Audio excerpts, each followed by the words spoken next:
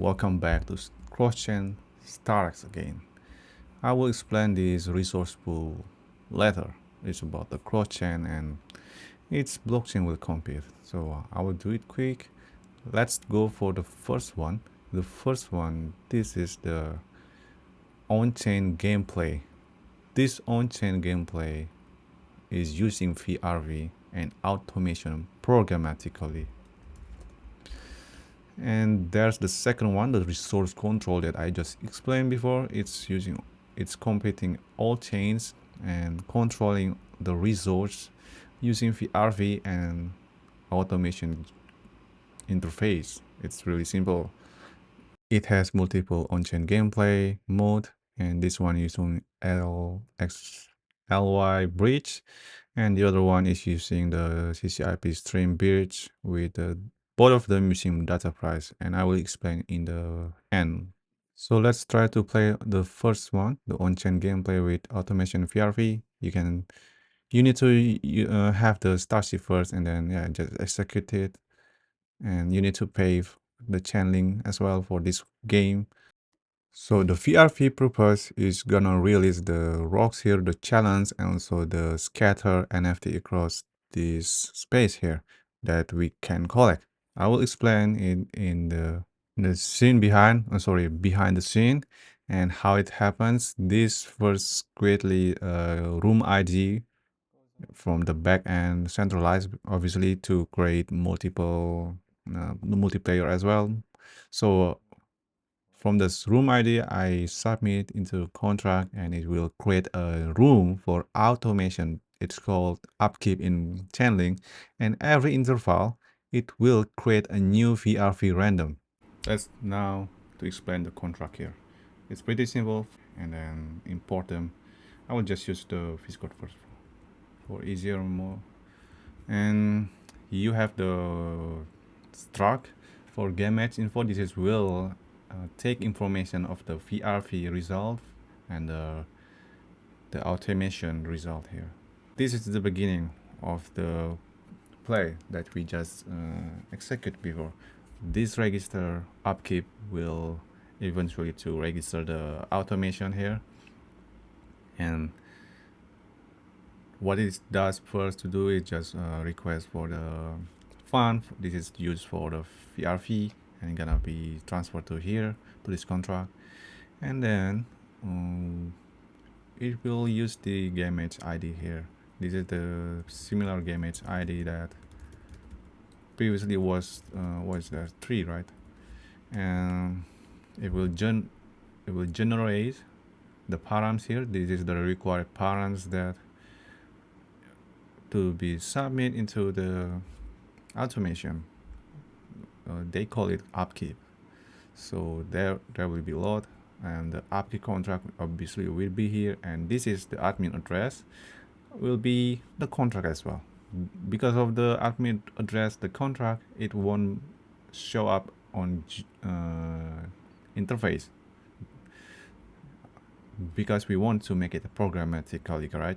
So we just need to use this contract as the admin address, and this contract eventually will have multiple automations that's going on, and after that you need to approve the link so the register contract can use your link.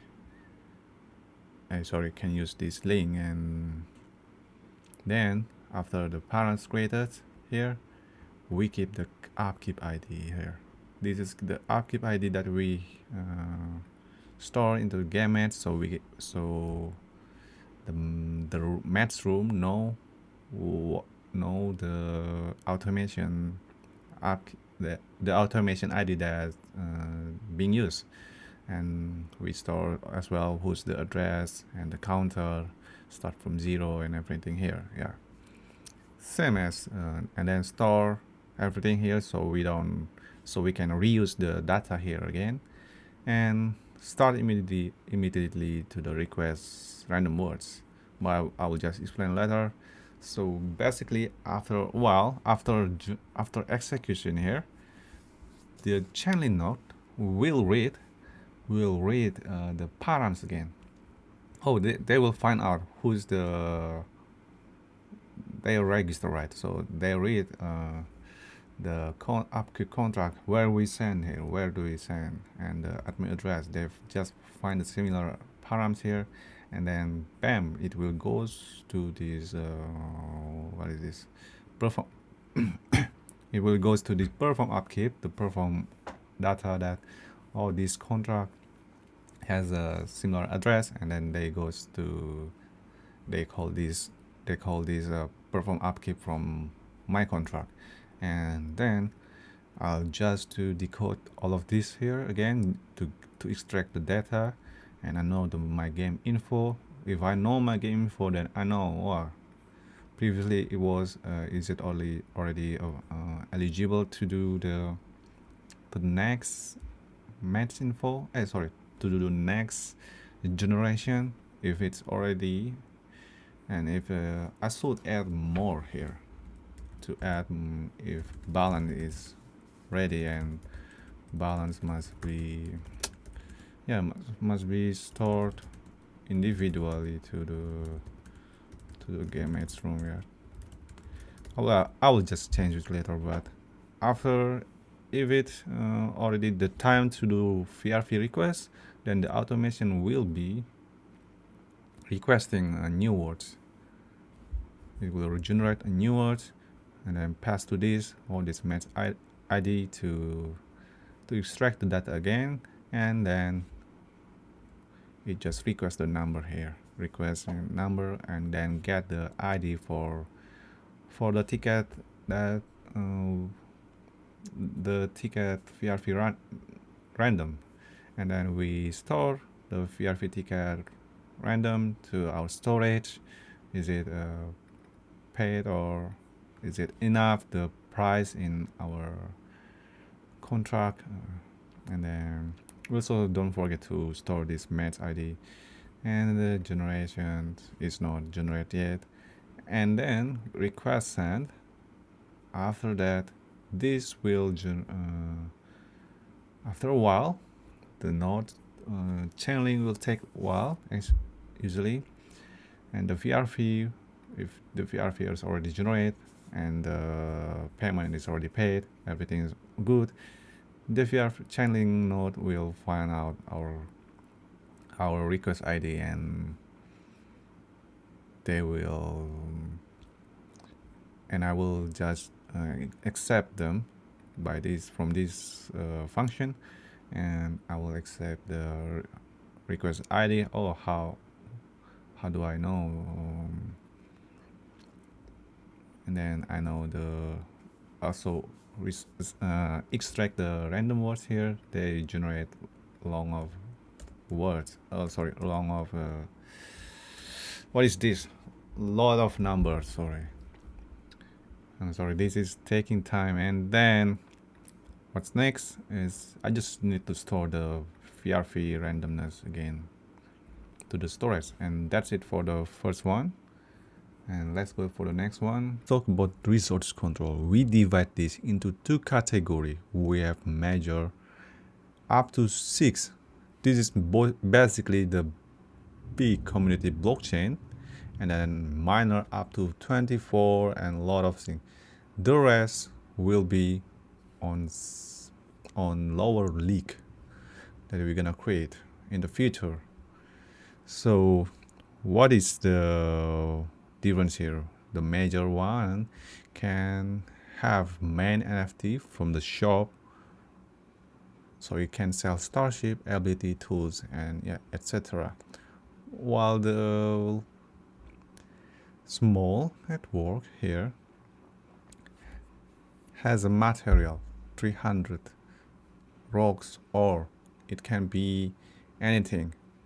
This is basically to create a interaction and engagement between major blockchain and minor blockchain here, and also a competition between major itself, which control rarity with VRV. So this contract will control this rarity from the NFT that can be received in the zones. This makes the game decentralized and transparent. Now, every 3 days or every week, the automation from channeling will execute the VRV again to change the rarity. So every 3 days, it can be different rarity here. It depends on the resource control contract that automatically change the VRV. So since the automation is not programmatic, you can see from the GUI here. And it's pretty simple. Contract for resource control is really simple. This is based from VRV contract logic. And all I need just to add the zone here to differentiate between the zone between polygon, avalanche, tron, polkadot, anything here. And then I just need to do this request words and it will update the zone within the lang here, and I will reset the array. From this will be random, and then we iterate the zone data and update each of them. It's pretty basic, simple. Now for the last one is the streamer on-chain gameplay. So basically a streamer will create a room. It can be a Fuji or a Flanche or anything, and then a viewer will send a challenge to the room that created by the streamer. So it can be used ccip too, so the viewer can send from other network. And even more, we are using price weights, so the viewer can send even more token options here. And yeah, you can basically just change the network chain room that you want to create. Or you can also use LxLy, zkEVM, to make it more cheaper and simpler. And the streamer will receive a lot of challenge from the viewers. And that's it. You can play in mobile anywhere with a rich feature. And see you again.